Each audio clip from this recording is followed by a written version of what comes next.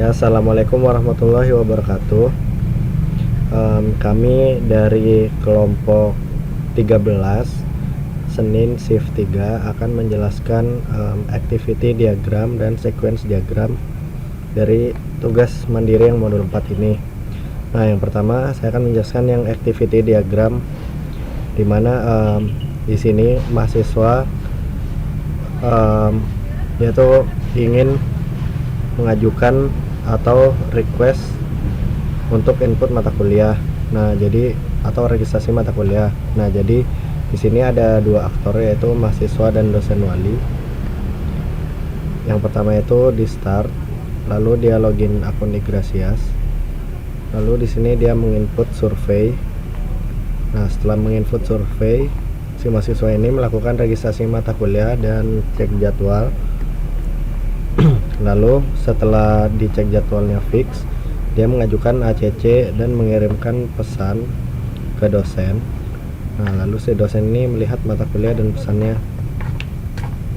Nah, setelah dia melihat dan si dosennya cocok, dia akan melakukan ACC. Nah, apabila tidak cocok, si dosen ini akan melakukan reset mata kuliah dari mahasiswa yang bersangkutan. Lalu mahasiswa harus melakukan registrasi mata kuliah yang sebelumnya seharusnya dilakukan. Nah, karena tadi di sini untuk yang dosen sudah setuju melakukan ACC, maka si mahasiswa sudah dapat mencetak KSM dan prosesnya berakhir untuk yang registrasi mata kuliah. Nah, lalu untuk yang sequence diagramnya di sini, nah, yang pertama itu adalah input mata kuliah. Nah, input mata kuliah ini dilakukan oleh aktornya, yaitu mahasiswa. Nah, di mana mahasiswa ini melakukan input mata kuliah. Nah, di mana action dari si mahasiswa ini, dia ingin registrasi mata kuliah. Nah, lalu pada input mata kuliah ini dia tuh ada untuk yang message-nya. Nah, di sini pada input mata kuliah ya message panjang ini. Nah, lalu setelah dia input mata kuliah kan ada kode-kode tertentu. Nah, kode-kode ini lalu dia akan mengambil dari si database handlernya get matkul. Nah, lalu si database handler ini merespon dengan mengirimkan kode-kode tertentu. Lalu di sini pada input mata kuliah dia di decode dengan input matkul ini self message. Nah, lalu simpan matkul pilihan, lalu statusnya terupdate. Oke, saya akan melanjutkan presentasi yang sebelumnya dilakukan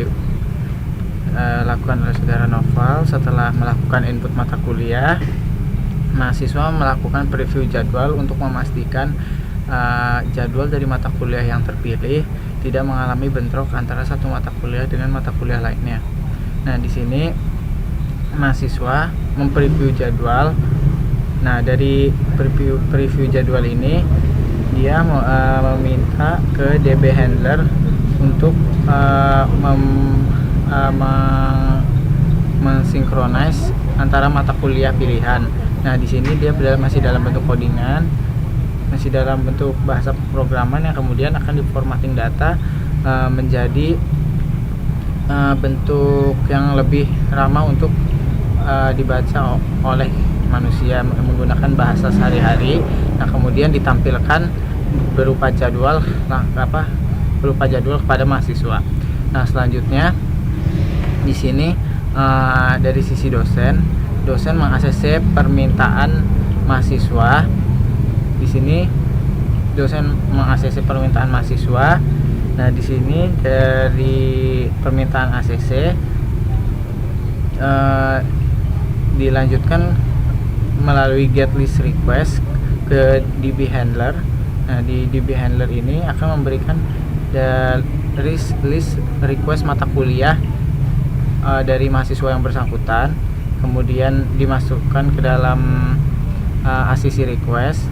Selanjutnya mata kuliah yang diminta tadi yang di request diolah lagi menjadi bentuk yang lebih ramah untuk dibaca, terus kemudian disimpan oleh dosen atau di ACC.